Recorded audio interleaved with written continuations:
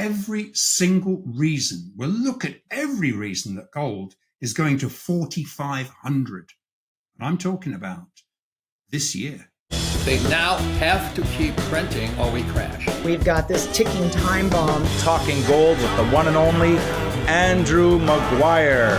Welcome to Live from the Vault.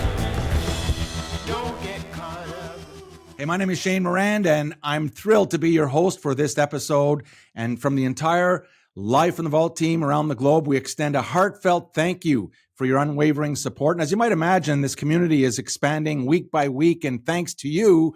And we couldn't be more excited about that. So also a big welcome to our first-time viewers. We're in the midst of historic times right now, and today we've got the one and only Andrew Maguire in the vault, and he's our very own precious metals expert and whistleblower, and he's here talking gold. So buckle up. This is going to be an incredible episode. You know, Live from the Vault brings you weekly exclusive insights and updates that you simply won't find anywhere else. And this episode is no exception. But before we dive into Talking Gold with Andrew Maguire, let's just take a moment here to spread the word about this channel. So please hit that like button right now, share this video, and don't forget to smash that subscribe button. You know, your support really helps us reach more and more people with these vital conversations. So, and if you want to be notified every time one of these episodes goes live, just hit that black bell button right there and we'll do just that. So, all right, hit the like button right now. And without further ado, let's cross over to the UK for some in-depth talk with Andrew Maguire. All right, Andrew, at the open of the first quarter of 2025, gold was priced around $2,650, and you said that gold would reach $3,000 by the end of the first quarter, and we did, in fact, hit that number. And so then in our last episode, just 2 weeks ago, you said with gold was at 3,100, and again, you went on the limb, and you indicated that we would hit 3,500 by the end of the second quarter. And you did warn there would be dips, which would provide stackers golden opportunities, you know, and they seem to have played out exactly as expected. Now, can you update us on what our targets are moving forward? Yeah, Shane, great to be with you. Great to be with everyone. Thanks for collecting all the questions. I know it's difficult to get to them all, but let's distill it down, because the first thing that people want to know is, well, where are we going to be? You know, what's happening to gold? So this time I'm going to go out on an even bigger limb, Shane, and target a physically driven gold price that not just reaffirms our 1st of January estimation of a minimum of $4,000 per ounce by the end of the year 2025. Because why? Because we see the PBOC active, and it's now bringing the bullion banks in to understand how they can quantify supply demand.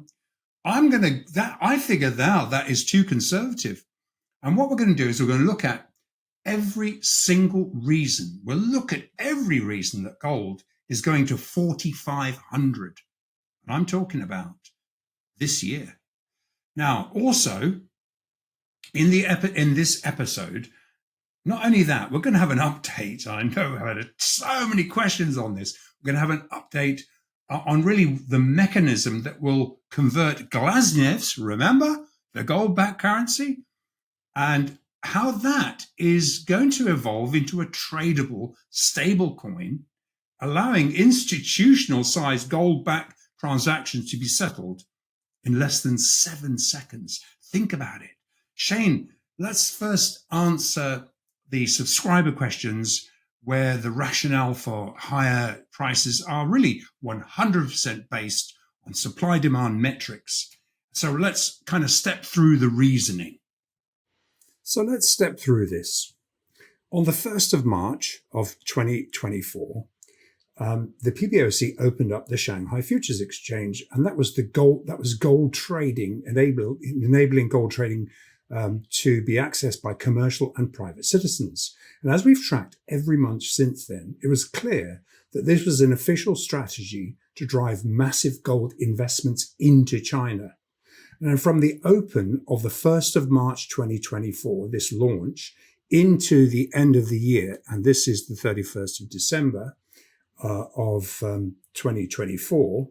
So into the end of the year, we evidenced gold rising by an unprecedented $760. And then we saw that initially here, and we saw a little bit, here, but then we saw a little bit of a pullback into the end of the year.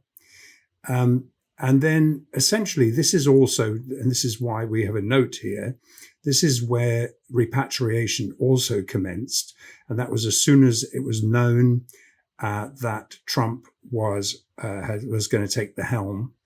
And suddenly we had the realization that there was going to be audits and one thing and another. So, we're covering several things here, but essentially we're really looking at this China investment.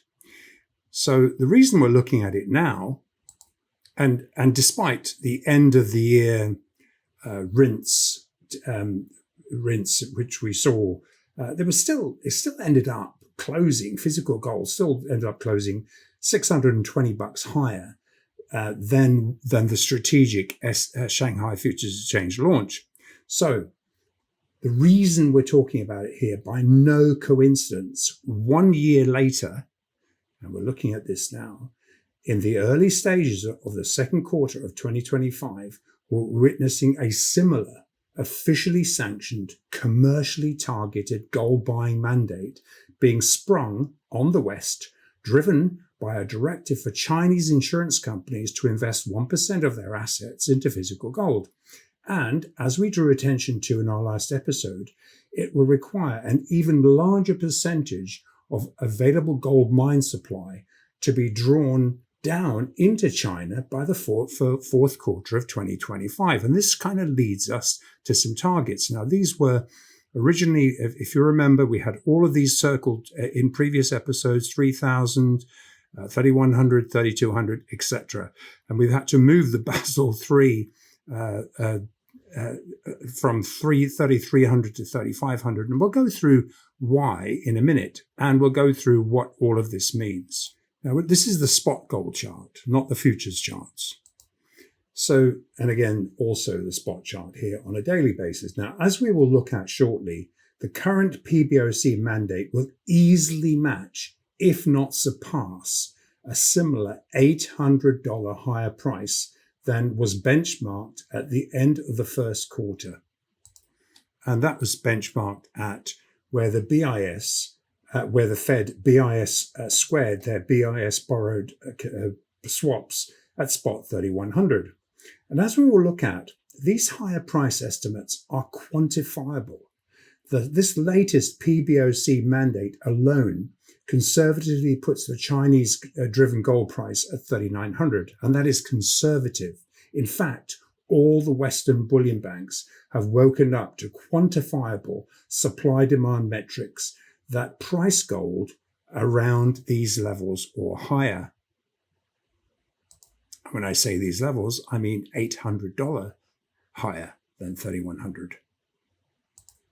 Also, every ounce of gold that enters China stays in China, and by proxy is collectively owned by the state, so can be easily accessed in times of war. And we've already previously looked at how the over 2,500 tons of, 25,000 tons of citizens' gold could be patriotically leased from citizens by the state in a time of war. And while we read this as a military war, there is no reason why it could not be accessed in a financial war, which we're looking at that being foreshadowed right now. Furthermore, it's no secret that Beijing's monetary gold purchases have not yet been counted as official reserves, which when aggregated with what is salted amongst the state-held banks and very large 400-ounce gold held by the generals, is far closer to 40,000 tons. And that's in addition to what is held by citizens. And if and when it suits Beijing to reveal these true reserves, I don't want to digress, so we will look at how linked with Russian reserves, these gold reserves will ultimately widen the scope of the digital RMB, and we'll look at that shortly. But bottom line, the major bullion banks are aware gold that enters China does not return, which is why the bullion banks have woken up to looking at quantifiable supply and demand metrics that value gold between $500 and $1,200 higher. And we're going to look at where Goldman has brought forward what was originally expressed as a tail risk of 4,500 as being brought potentially forward to the end of 2025. And we'll look at all of this. But essentially, we've hit one by one these targets here. Now we're seeing a price of 3,300 being overtaken today. This is when we expected Basel III, and it was this level that we thought should be achieved by the 1st of July at the latest. Now we've already seen, so we're bringing that forward again, and it's really to do with China and this sudden spike in volume, which is going to be similar to what we witnessed here. And then basically, so we would think that 3,500 is about where we would be at by the end of this quarter, by the end of the second quarter. So really, we're just trying to bring in what we realistically expect based upon supply demand and this bullion on a one-way journey. Now, these supply demand metrics key off the PBOC's sanctioned gold accumulation plan, and I'm talking sanctioned, that mandates China's insurance companies invest 1% of their assets into physical gold by the year end. And this is an official directive to buy gold in size. These mandated purchases alone will draw down some 8% of mine supply, and that translating to around 400 tons into a market that runs a 900 ton a year supply deficit. Now, in order for the 10 largest state-owned pension funds mandated to convert 1% of their assets into gold, they alone will be absorbing 30% of the gold market. Think about it. But when you aggregate that with unofficial, unreported 400-ounce PBOC monetary gold demand, which is never ever disclosed, liquidity providers estimate this is very likely to 40%. This is not going unnoticed. It's not going unnoticed that the PBOC has stepped up selling US treasuries, that means selling dollars, and buying gold with the proceeds. Now, the aggregated demand alone is conservatively estimated to raise the price target to $4,500 per ounce. These are supply-demand metrics that enable bullion banks to quantify and present to their clients why to expect an aggregated plus or minus $4,000 gold price. Hence all the bullion bank buy recommendations at current prices. And we can see today that we're making new highs. Now, as we assessed in our last episode, this is an unfactored drain on demand. And it's not going unnoticed by these extremely well-connected bullion banks who, having filled their boots long before publicly raising their gold price targets, they're now doing so on a weekly and now on a daily basis, alongside end of first quarter higher gold price estimates from several bullion banks. That was JP Morgan, UBS, Deutsche Bank, Citi, and most notably Goldman Sachs, who reaffirmed tail risks of a $4,500 gold price in 2026, possibly being brought forward to 2025. It's these factors that are making them take notice. It's notable that these 2025 targets, which our first-tier liquidity providers, including Goldman Sachs, have been sharing with us here since January, they're now being openly shared publicly. Why? Because they filled their boots already. And we know these bullion banks have been long and strong for their own books since the Bank of International Settlements short-covered all their swaps and leases on the 1st of November 2022. And these banks have now stepped up accumulating gold for both their house and their client accounts ahead of US Basel III compliance on the 1st of July. And these repatriations have to be concluded before the end of this second quarter, because there's going to be an audit. Now, please also remember, through all of this, we've been reporting very, and I mean very in capitals, large official-sized Indian and Chinese demand over the last few weeks that have preceded all of these price upgrades. Now, with the cat out of the bag, Chinese institutional demand, which has been waiting for an end of the month, end of quarter pullback, they took everything on offer into that dip.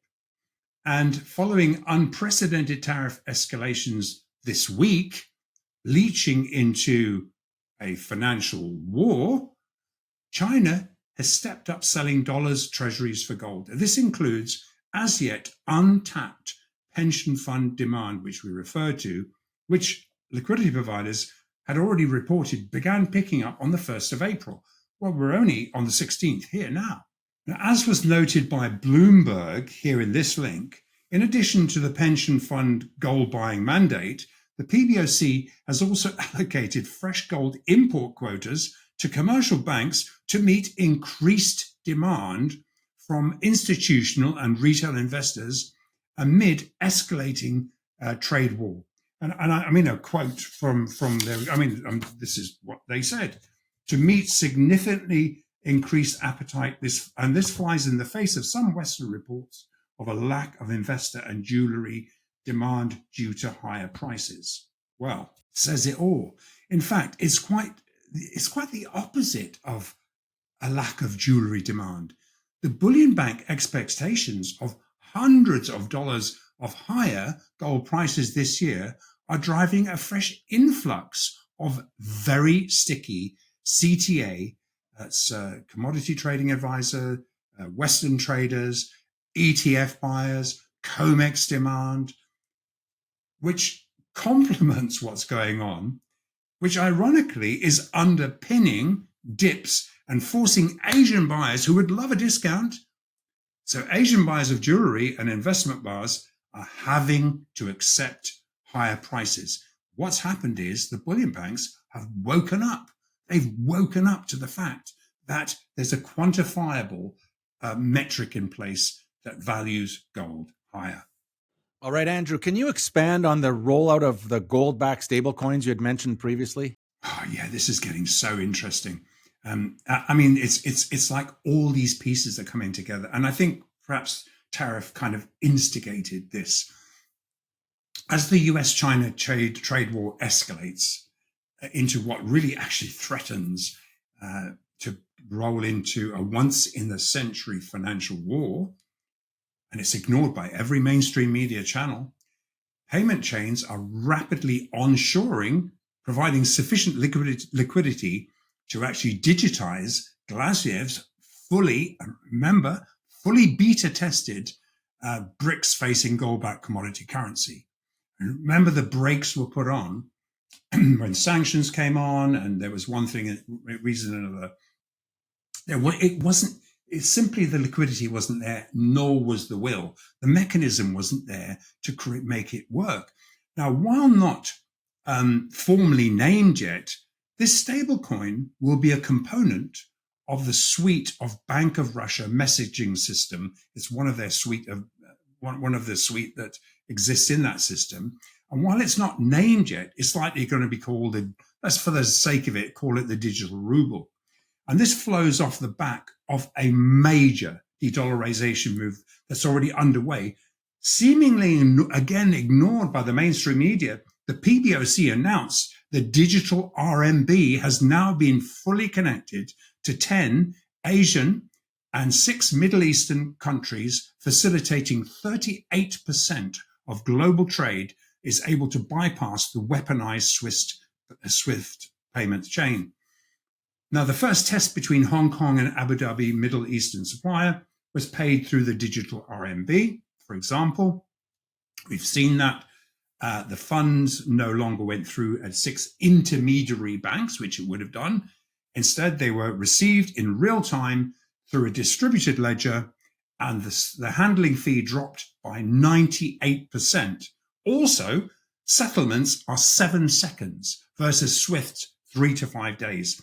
This lightning payment capability makes the traditional clearing system dominated by the US dollar instantly look very clumsy. Furthermore, blockchain rails make these transactions traceable and AML compliant. This technical advantage has enabled 23 central banks around the world to actively join the digital currency bridge test, enabling Middle Eastern energy traders to reduce settlement costs by 75%. And for example, European car companies can use the digital RMB to settle freight through the Arctic route, increasing trade efficiency by 400%. Led by China and Russia, this BRICS strategy makes the US dollar hegemony feel a systemic threat for the first time. And while the United States is still debating whether digital currencies threaten the status of the US dollar, 87% of nations, that is 200 countries, have already adapted the digital RMB. Cross-border payments already exceed 1.2 trillion US dollars. And while the scope of RMB settlements are limited, and everyone will say, yeah, but it's limited, they're growing. However, it's the ability to digitize Glasniev's gold-backed stablecoin on a 7-second BRICS-facing settlement currency. And these volumes are about to exponentially explode. You know how much physical gold China and Russia and the BRICS nations have accrued.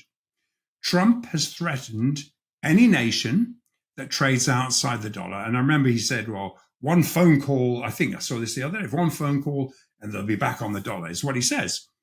However, with the dollar already weaponized against China, Russia, and Iran, and given that the sudden expansion of tariffs equals sanctions, and that BRICS nations control the lion's share of global commodities, the US has very little additional leverage over China and Russia's expansion of their alternate non-dollar settlements.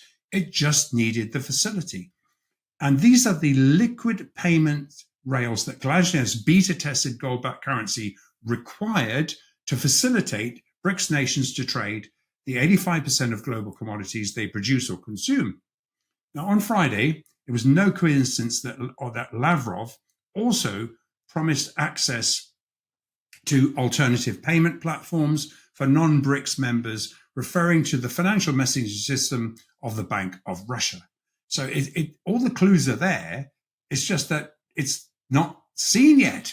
The digital RMB BRICS payment bridge is not only a multi-nodal, multipolar global payment tool, but also a technical carrier of the Belt and Road strategy and enables the build out of the digital Silk Road.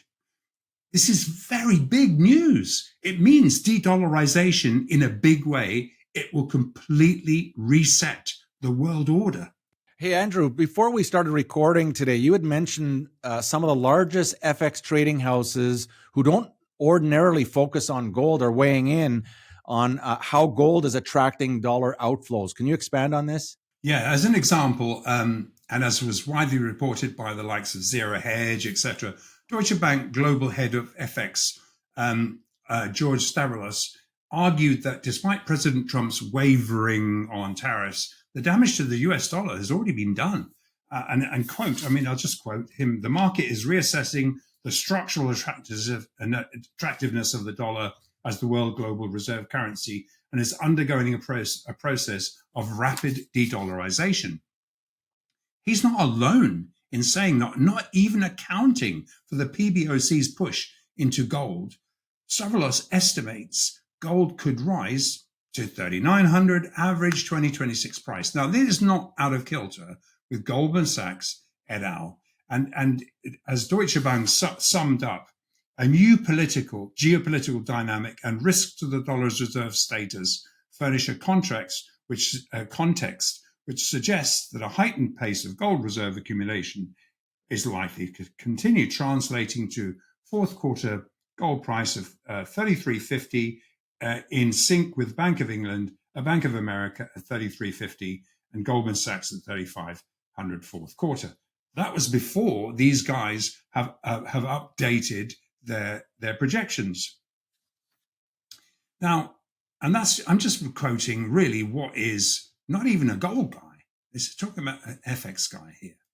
However, the expectations of a wall of physical and ETF buying competing with official gold repatriation demand drove several bullion banks, including Goldman, to upgrade their spot gold targets to between 32.50 to 35.20 in 2025. However, ETF demand could conservatively evidence a run into 4,500 to follow by the first quarter of 2026. This is evolving. It's changing daily. It's upgrading daily.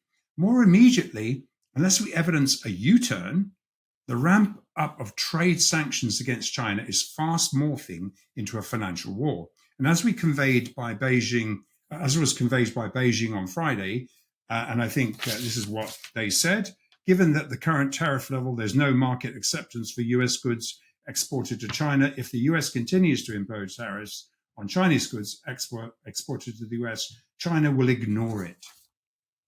What kind of a dislocation is going on here? So let's have a look. Now, sometimes it helps to just look at the very short-term action. Now, really, I'm not really trying to focus on the short-term action, but we're trying to illustrate some of the footprints. And this is where we recorded the last episode between the AM and the PM fix. That was here on the 2nd. And this is where, again, we're recording between the AM and the PM fix. And really, the spot of the futures market has just opened for business. So this is a futures chart. So essentially, we're looking at what would be equivalent to the 3,300 spot level, actually being there's about a $16 premium for the futures contract, which expires at the end of May. So that would be a carry cost. That would be about right.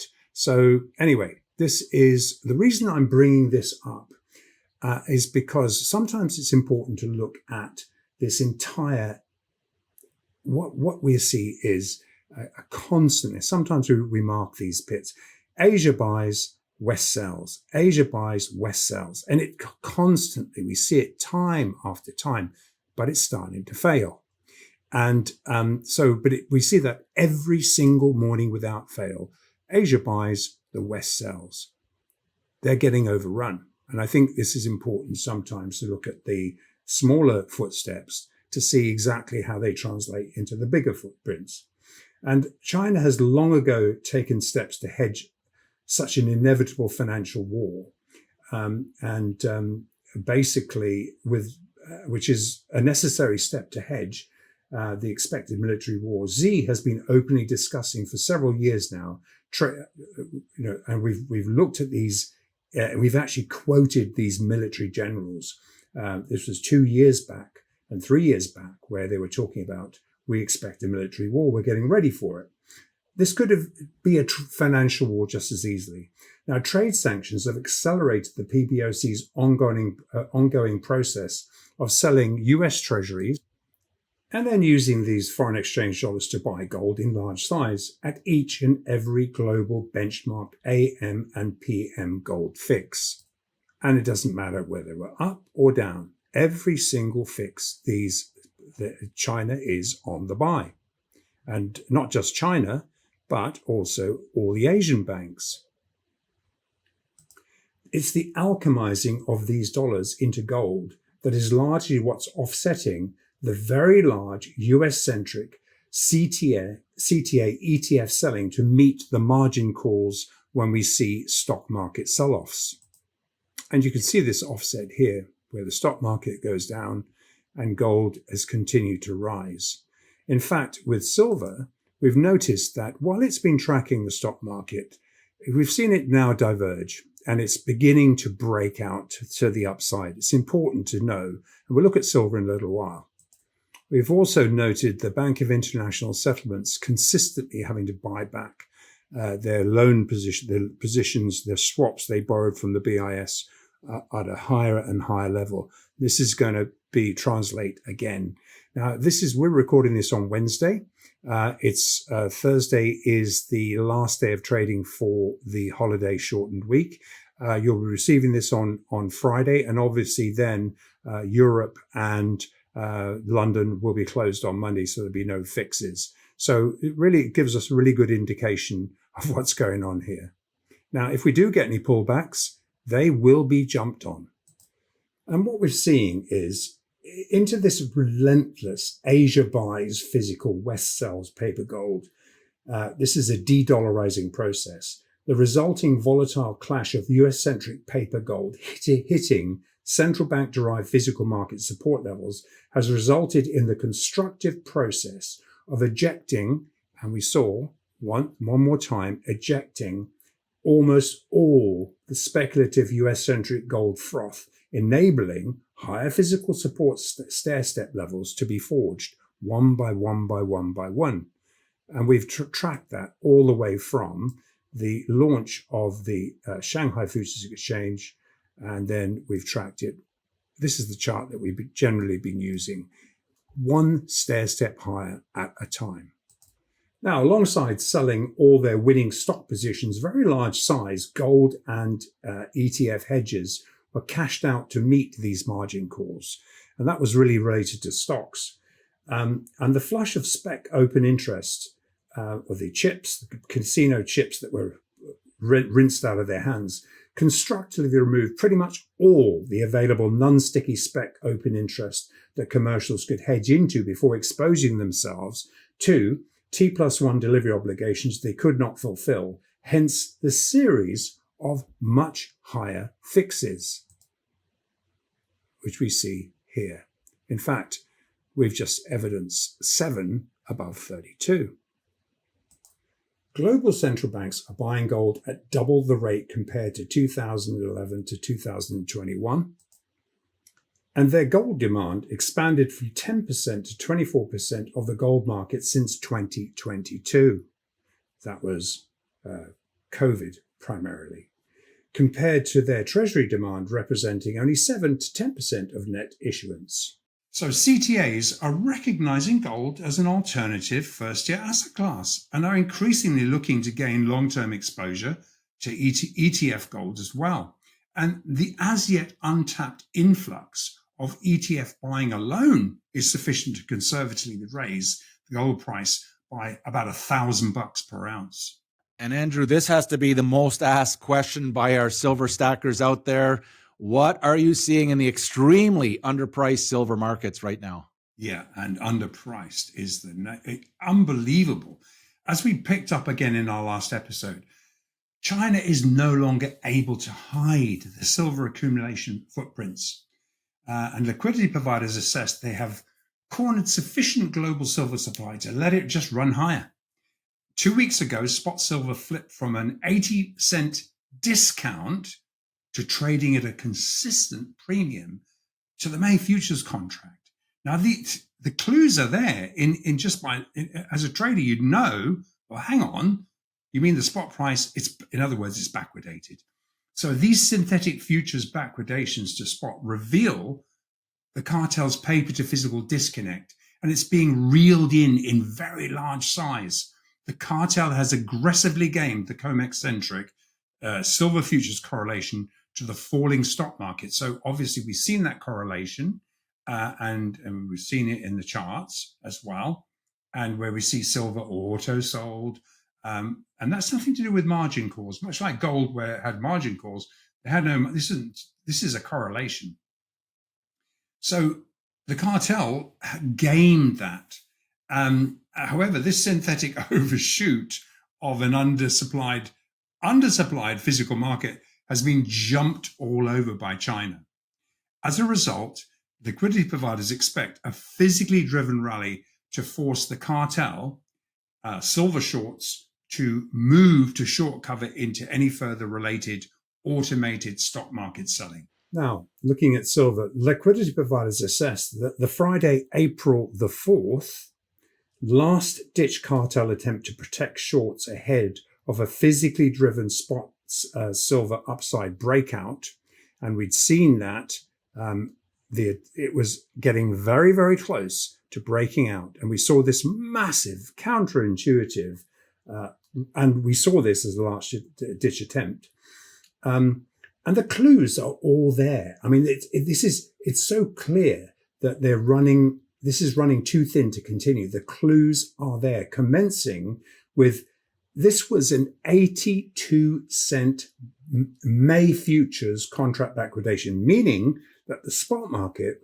was trading at close to $1 higher than the May futures contract, illustrating, I mean, this low here that we witnessed here, the actual fix that followed that was actually above 30. And even then it was backwardated. And from this moment here, spot has been trading at a premium this whole way up to futures. And it's telling us silver is about to break out.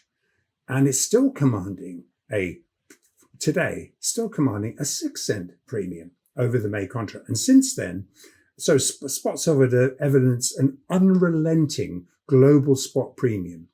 This has not faded. It's clear that Asian, primarily Chinese, physical silver buyers are steadily overcoming cartel short sellers.